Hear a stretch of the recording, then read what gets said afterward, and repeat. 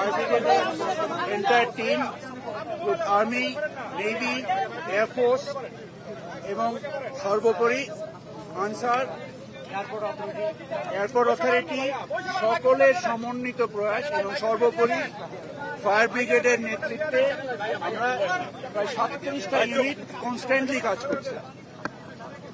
আপনাদের মাধ্যমে আমরা শুধু আপাতত এইটুকুই বলবো, আল্লাহর রহমতে আগুন আমাদের নিয়ন্ত্রণে এখনো আগুন রয়েছে যথেষ্ট, বাট এই আগুনটা আমাদের নিয়ন্ত্রণের মধ্যে রয়েছে। প্রায় 40 মিনিট বা 1 ঘন্টা আগে আগুন আমাদের নিয়ন্ত্রণের মধ্যে আছে। আমরা এটা এখন ম্যানেজ করছি এবং আশা করি আমরা সকলে মিলে আপনাদের সহযোগিতায়। এটা কি কোনো নাশকতা বলা যায় বা কি মনে করছেন আপনারা? আমরা এত দ্রুত এই প্রশ্নের জবাব কি সঠিক? আপনার এই প্রশ্নটা কি এত দ্রুত সঠিক? এটা একটা জাতীয় প্রতিষ্ঠান, এখানে নাশকতা না, এটা দুর্ঘটনা। এটা দুর্ঘটনা। এটা কি আপনি চান যে আমি একটা স্টেটমেন্ট দিয়ে দিব এখন? Is it A right question? কেন করব না? অবশ্যই করব। এত বড় একটা দুর্ঘটনা জাতীয় জায়গায় আমরা মানে সর্বোচ্চ পর্যায়ের আমরা কমিটি গঠন করব, করে আমরা এটার ব্যাপারে বিশ্লেষণ করব।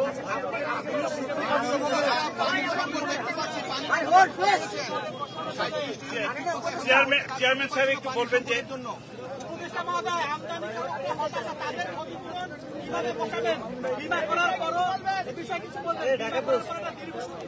আমরা বিমানের যিনি কার্গো ডিরেক্টর, ওনাকে আমরা ম্যানিফেস্টের রেফারেন্সে যে পরিমাণগত এবং মূল্যগত এবং 7-8টা মোটা দাগের ক্যাটাগরির একটা স্টেটমেন্ট আমি তৈরি করতে বলেছি, যেটা ঘণ্টাখানিক বাদে, যেহেতু আগুন এখন নিয়ন্ত্রণে আসছে, আমাদের ইমিডিয়েট লক্ষ্য হচ্ছে অপারেশনকে কত দ্রুত আমরা চালু করতে পারি।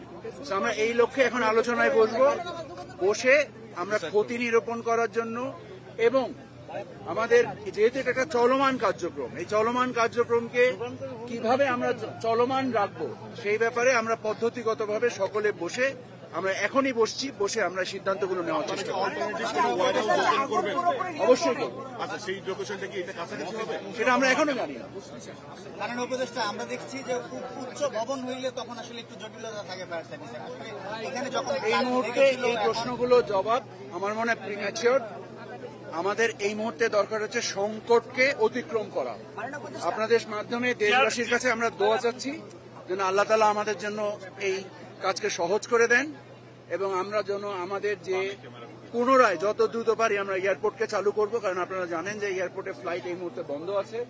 আমরা মানে চেষ্টা করছি যে যত দ্রুত পারি আজকে রাতের মধ্যে ফ্লাইট ওপেন করা এবং আমাদের ব্যবসায়িক কার্যক্রম, যে এয়ার কার্গোর যে ঘটনাটা ঘটেছে, এবং আমাদের এখানে শুধু আমদানি কার্গোতে এই জটিলতা ঘটেছে। এই দুর্ঘটনাটা যেখানে ঘটেছে এটা শুধুমাত্র আমদানি কার্গো, রপ্তানি কার্গো আমাদের পরিপূর্ণ আল্লাহর রহমতে নিরাপদ রয়েছে।